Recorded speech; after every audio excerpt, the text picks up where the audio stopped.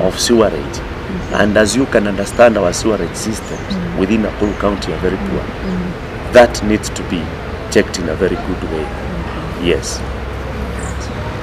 Okay, when it comes to the issue of, let's go back to the issue of security. I don't know whether you can tell us more about the security. How are you going to handle it if you're elected as an MCA? To start with, security is a major challenge in our country, and not only in Kenya, but globally. And I have to applaud our men in uniform and all our security agents.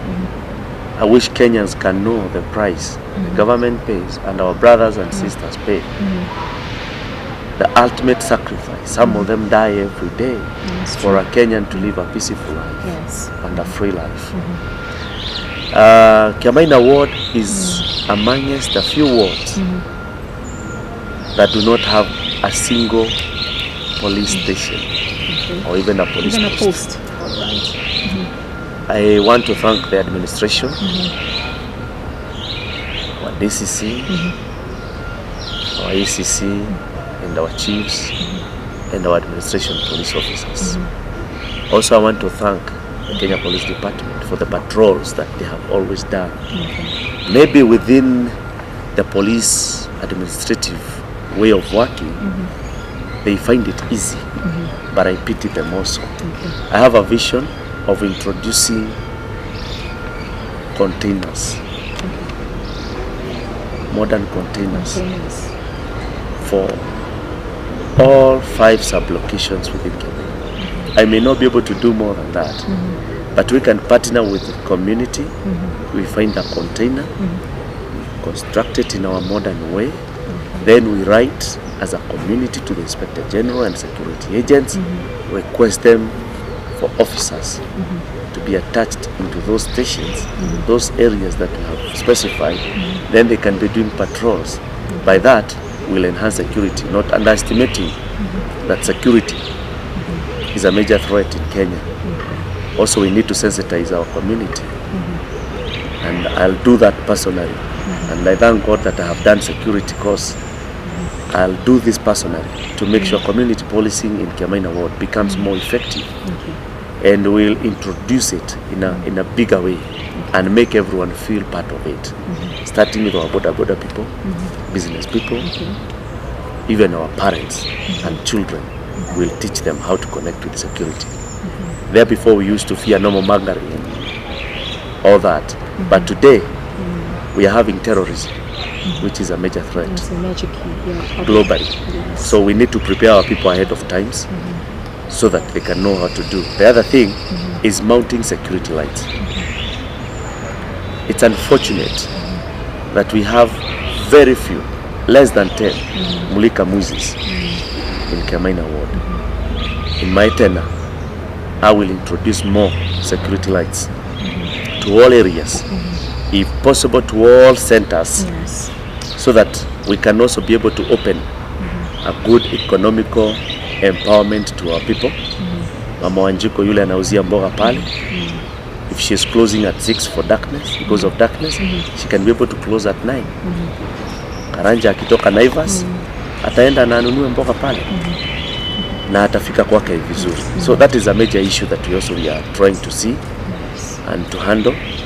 And not only we use electricity, we can be able to use solar panels and modern bulbs, the LED bulbs, so that our people can have light everywhere. And I think that is one way of also tackling darkness, which is part of insecurity within Kiamaina. Yes.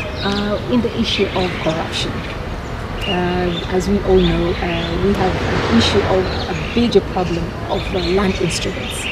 How are you going to address this issue to stop corruption? Corruption is cancer.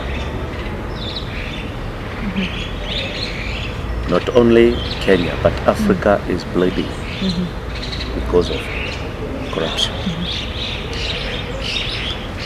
We have leaders who get to power not because they want to change or impact people that they are purporting to serve, in a positive way. But they get there to get a leeway to root. I personally, alone, I cannot be able to do much. That's true. But what I'll do, I will network with my fellow members of county assembly who will be like-minded with me to ensure, starting with Kiamaina to Nakuru County, them that are like-minded, we can be able to unite and fight for the right cause of a zero corruption county.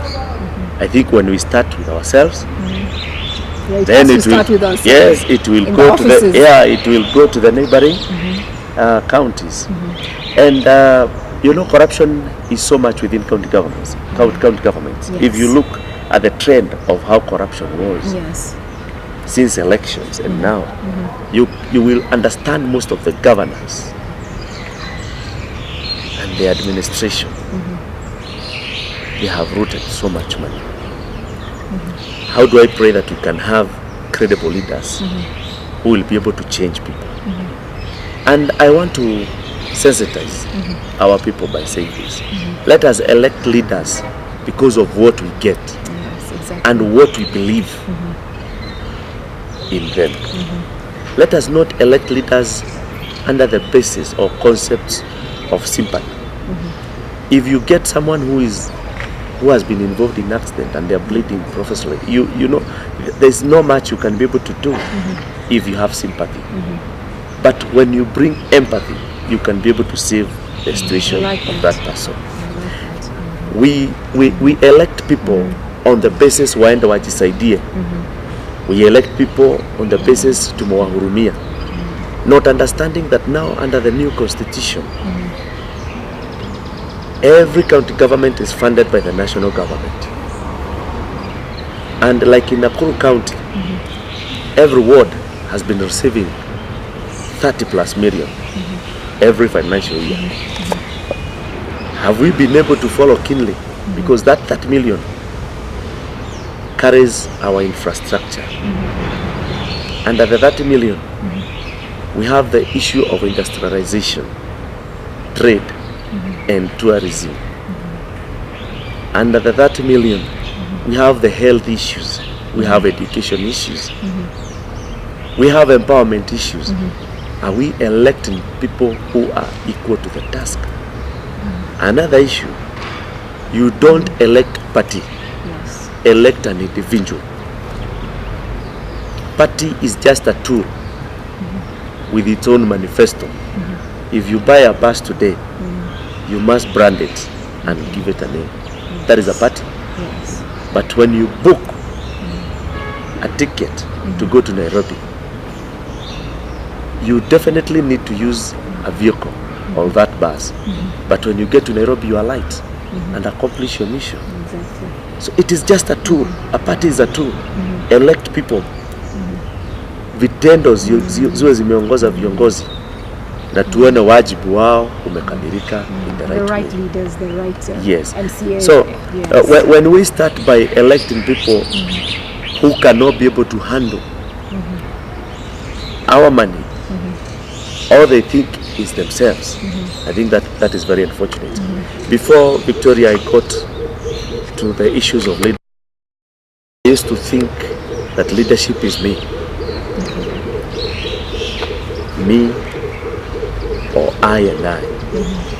But the deeper I got into it and the philanthropic mind came into me, I realized leadership is not about me. It is about Victoria. It is about you, but not me. It is about Kenyans. And I want to urge all leaders to remember this. I want to remind them with a lot of confidence that it is not what you give to the people or what you do to yourself, but it is what you leave behind that will make an impact.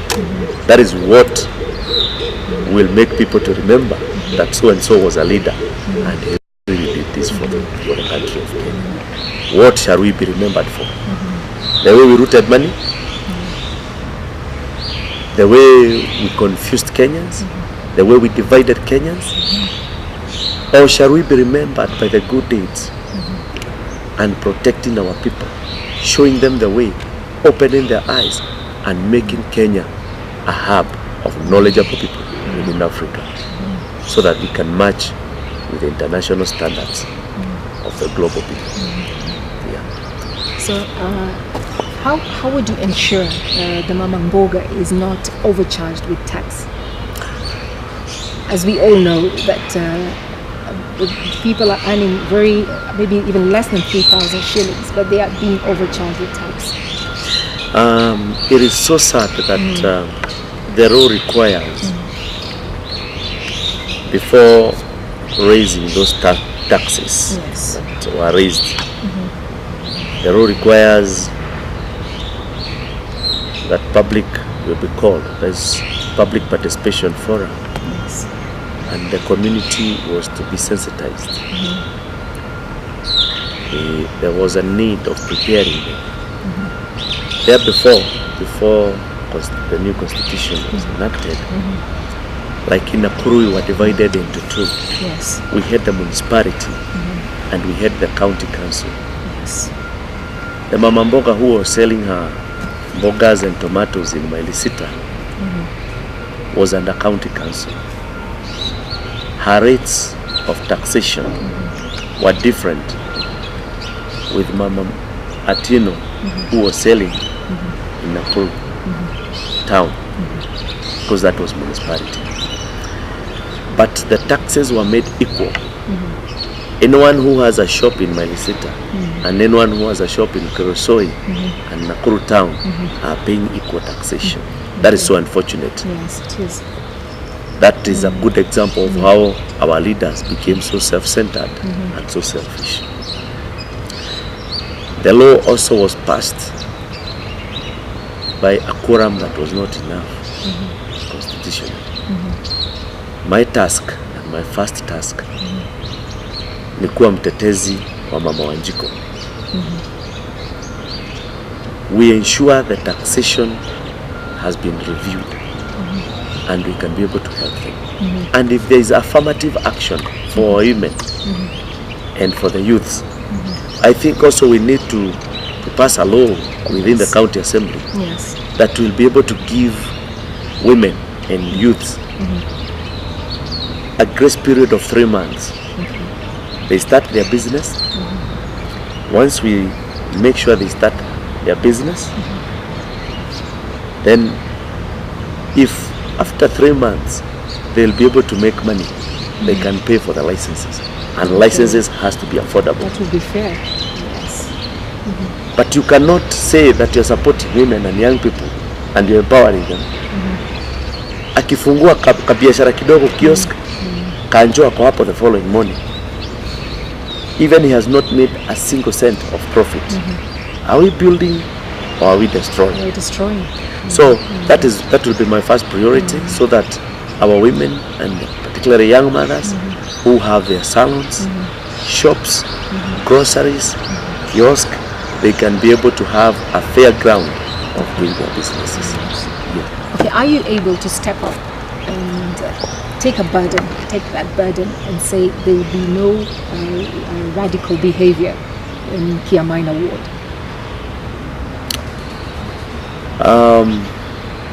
Leadership is about the positive path. Leadership is about decision. A leader is the one who leads the way, shows the way, and keeps the way. If there's something that is not adding value for the people of Kiamaina, I cannot just stand to see them getting finished. Then why am I a leader? I have to stand and say, no, this is the way.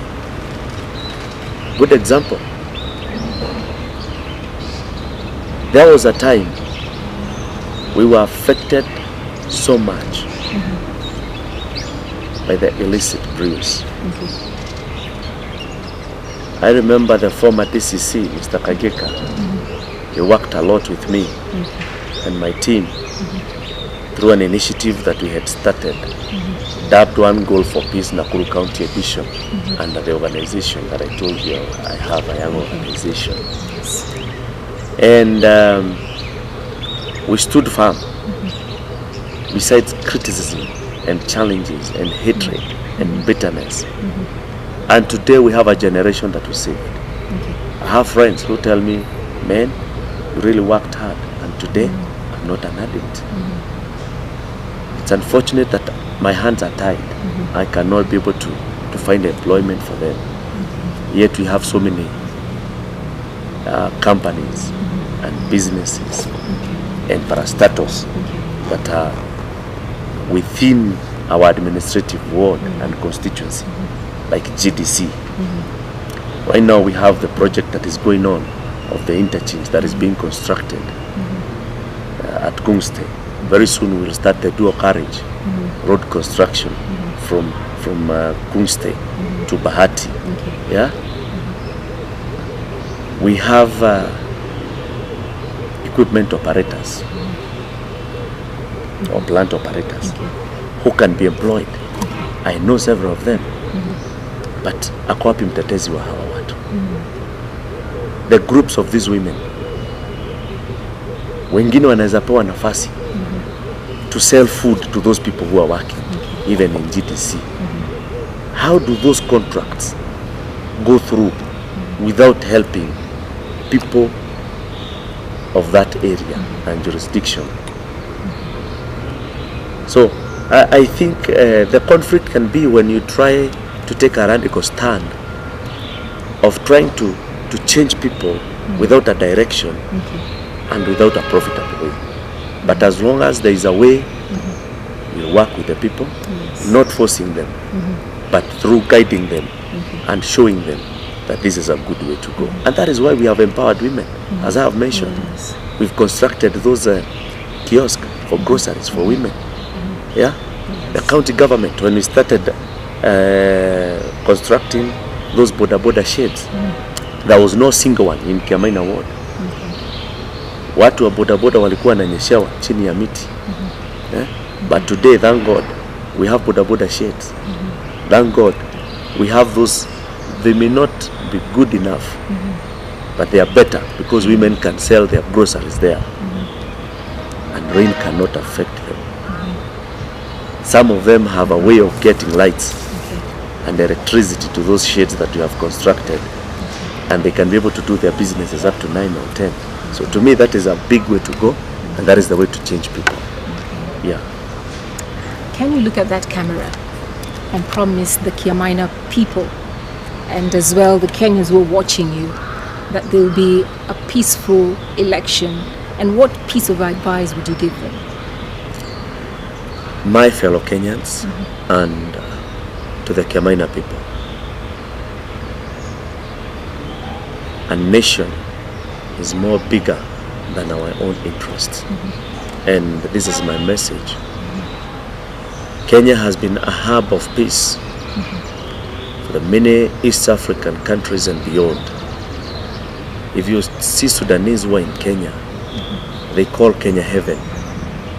If you see Ethiopians who are in Kenya, they call Kenya heaven. If you see the Rwandese who are in Kenya, they call Kenya heaven. We are not 42 tribes in Kenya. We are one tribe, born of God. And after 8th of August, we shall remain Kenyans.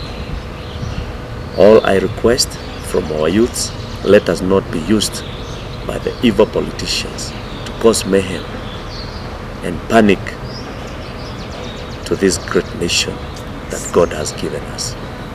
To the church, let us pray for peace and let us guide our people. To the politicians, our own interest is no bigger than the nation that God has given us. Let us fight for the moral values of building Kenya and not destroying Kenya. And to the Kiamaina people, I promise to work for you. I promise to be available to you at your convenience. We have already started working even before we are elected. I request for your votes on 8th of August 2017. And remember, I'm an independent candidate, but looking for votes first of all and requesting you to vote our president, Uhuru Kenyatta. Second, you don't elect party. You are electing a person or an individual. Chagua mtu upate maendeleo, yule ambaye amefanya maendeleo. Si bora uongozi, lakini uongozi bora ambao utatufaidi sisi wote. Thank you so much. God bless you. I'm looking forward working with you as your MCA. Thank you. Thank you so much. Thank you so much, sir. Thank you. Thank you, Mheshimiwa. Thank you so much. Yes. This is, as you know, this is Charles MWAURA Kimani from Yamana Ward. He is vying for that seat, and we hope that you'll be able to vote for him. We wish you all the best. Have a peaceful election. Have a good day. Habari zenu. Habari zenu.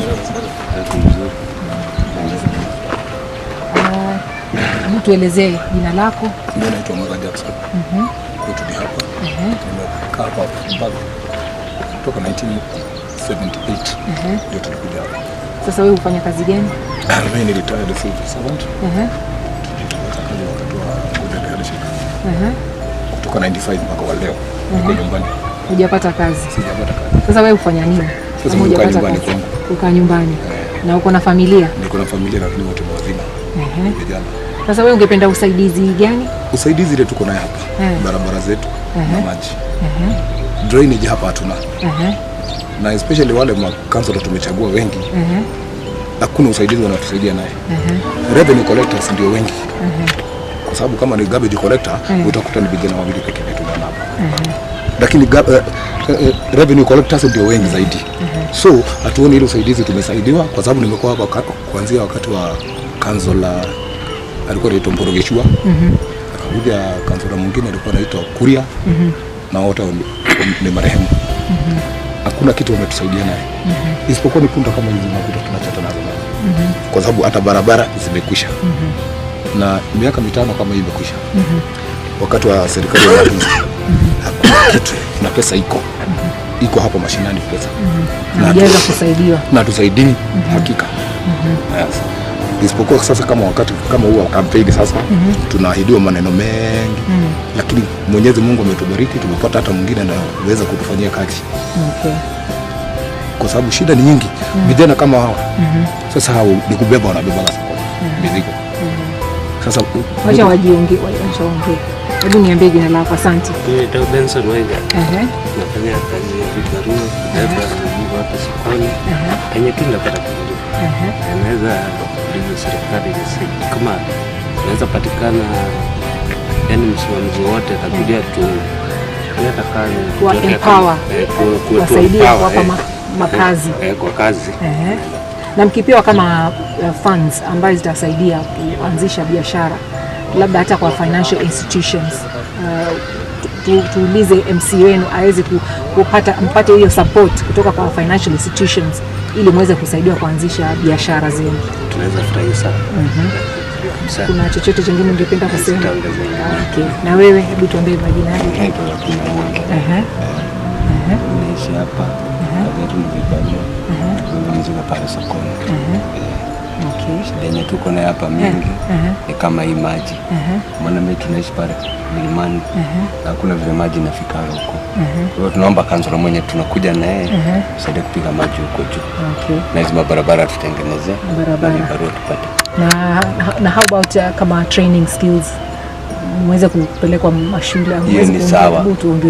Hata kama niyo watatuletea ni sawa, ingetusaidia. Tutafanya kazi ya kungojea tu. Sijui kama unaweza kujibu hii swali. Hii eneo nasikia kwa watu vijana sana wako involved na drugs na alcoholism. Unaweza kusaidiwa aje ili muweze kutuelezea jinsi gani mnaweza kusaidia ili muweze kuacha haya mambo? Kwa sababu saa nyingine unajua idleness ndio inaleta shida zote hizi, na kama mtu hana fedha, hana pesa, so hii ndio inaweza leta shida. Hebu tueleze. Venye mimi naweza sema kama majina, kwa mfano kama majina mimi naitwa David Bobo. Mimi nilizaliwa hapa na shule.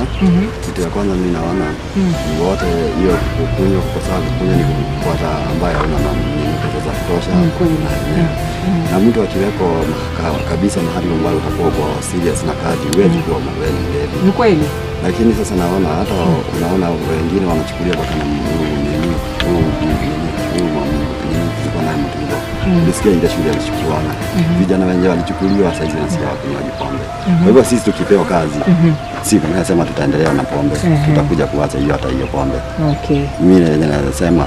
Na wewe uko na familia, hata kama ukiwa youth uko na watoto? Niko na familia. Au uko na familia. Kwa hivyo bado wanataka usaidizi, kwa sababu ukifanya kazi hata wao wataweza kuweza kwenda mashule, waweze kuendelea na maisha yao, si? Ni kweli. Asante sana. Rehabilitation center.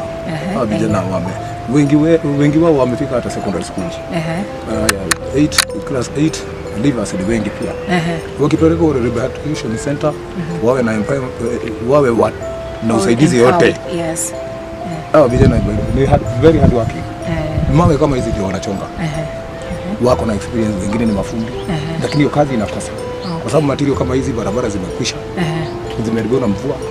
Sasa kazi inapungua kwa sababu ya transport.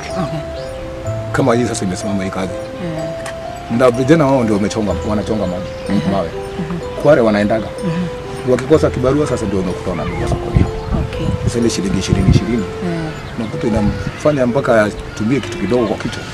Ambao tumejaribu wengi wakunywi sasa. Si ungekuta walevi. Ni kweli. Sasa hii wanatafuta. Na pesa pia imekosa. MCS na wabunge wenye wataweza kutusaidia, especially kama mbunge mwenye tulikuwa naye sasa, mwenye na pigania kiti yake, hiyo at least anajaribu hivi, naona amechukua vijana. Lakini MCA hapa kuna usaidizi tunapata kutoka. Sasa mkipata MCA tofauti ambaye ataleta changes katika hii eneo, mtu mwenye kuna elimu ataweza na mwenye anajitolea, si kuchagua mtu akaenda akajifaidi. Kwa sababu tunao watu wengi sana, lakini tunawachagua. Sisi maneno ya suti hatutaki sasa. Imezidi hiyo. Tuwe tunajichagulia watu wetu. Kweli. Si tunachagua huyu ama. Sasa sisi ndio wenyewe tuna correct the best. These are the youths from Kiamaina. These are the youths here in Kiamaina ward. And they are, as you know, there are rumors that most of the people in this area, the youths in this area, are involved in drugs and alcoholism. But they require support from the party, the one who's going to win the election in this area. He's able to support them. Who's able to support them so that they can get training facilities, they can get funds so that they can start their own businesses, and as well for rehabilitation.